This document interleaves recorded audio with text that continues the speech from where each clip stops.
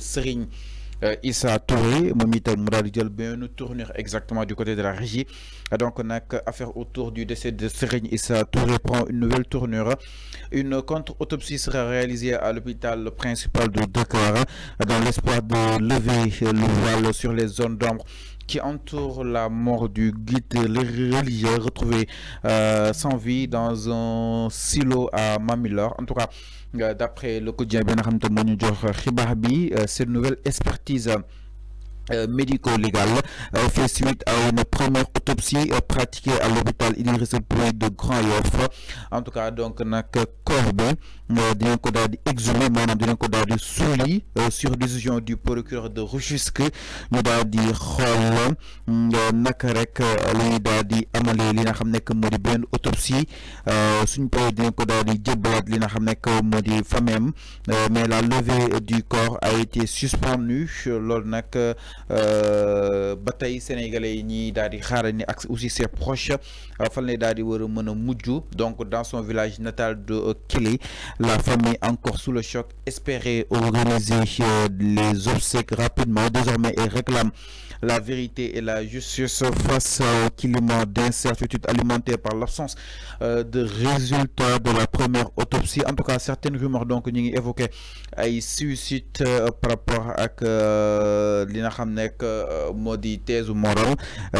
Aussi la police scientifique et la section de recherche ñoom ñi ngi mëne benn enquête bu gën a approfondi jëm si faatu ki nga xam nekk moo di Issa Touré. Donc nag reconstitution des derniers déplacements de Serigne Issa Touré, analyse de lieux fréquentés et multiples auditions de témoins. Maanaam ñuy commencé di woolu nag benn par benn fu mu doon fréquenté ñi mu mujjee waxal loolu lépp nag ki nga xam nekk moo di Cheikh Issa Touré daal di war a mën a xam sa naka la daal di génne àddina.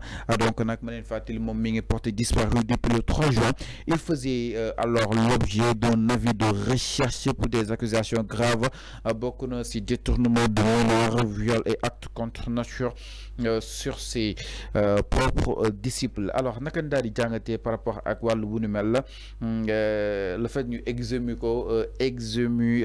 ko maanaam le fait qu'on l'a exhumé exactement ñu fas daal di war a mën a amal benn dina difficile pour moo ko si olof ñu war a amal benn li nga xam nekk moo di contre expertise maanaam ñu saytuwaat saytu bu njëkk bi. Loolu nag mu nekk procureur bu Rufisque moo ko daal di ordonné. En tout cas dina daal di jébbal donc corps bi niki tey le mardi la woon, mais dañoo reporté waat mbir yi après su paree dinañ ko jébbal seen famille daal di koy war a mën a suul.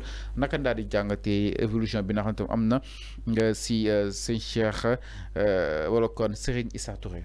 Oui, c'est une décision administrative, hein. Donc autorités yi ñoo décidé ni que balaa ñu koy suul il faut que ñu am lu leen leer. Donc parce que ils ont besoin de tout cet arsenal d'informations ni que waa ji nan la génnee àdduna donc lan moo ko rey, parce que ba léegi xamuñu lu ko rey. Les gens ils sont dans des suppositions ni que ñii naan dafa xaru, ñii naan fee lañ ko fekk ci teen bi, ñii naan lii la def. Tey mënuñu génnee thèse exacte li ko dal ba mu ñàkk bakkanam. Maintenant tout ça je crois même sa famille gagnerait plus de savoir ci yan anam la faatoo ak lan moo ko rey. Bu fekkee ay nit ñoo ko rey ñu xam ko, bu fekkee ni que moom ci coobare boppam la moom moo suicidé wu ñu xam ko, bu fekkee leneen tamit ñu xam ko. Donc loolu yëpp ces paramètres là je crois que justice bëgg na ko xam. Moo tax ñu retardé donc son exhumation. ñu ne nañu xaarangum ba tuuti inhumation, merci. Donc ñu xaarangum tuuti pour que autorités yi mën a am lu leen leer. Quand je dis autorités mooy les autorités de la justice, que ça soit le procureur, que ça soit donc les juges, pour ñu am lu leen leer ci faatoom. Donc c'est vrai que c'est difficile, c'est difficile pour sa famille. Wax naa ko fii démb bu fekkee sa waajur bu góor du la neex, le fait que ñu retardé ba léegi l'inhumation, mais aussi devant donc la décision des autorités, même yow mii nekk ci famille am tu n'y peux rien, parce que aussi on vit en société, il y a des lois, il y a des normes, il y a des règles yi ñoo ne képp ku faatu te ñu xamul ci yan anam la faatuwee, procureur dafay santaane ay autopsie, ñu def autopsie pour xam ci yan anam la faatu. Donc loolu même en étant de la famille tu dois l'accepter. Donc c'est vrai qu'il y avait une erreur qui a été manifestement donc faite par des gens. Nous disons que déjà ni taxagne dem sul ko, donc sans aviser les autorités. Parce que déjà il y avait comment dire, les gens ont lancé des recherches. Quand il avait disparu, ils ont allé aviser la police ni que diou disparaître na. Police jël cet arsenal là diko set procureur yépp toutes les autorités judiciaires sont informées de sa disparition.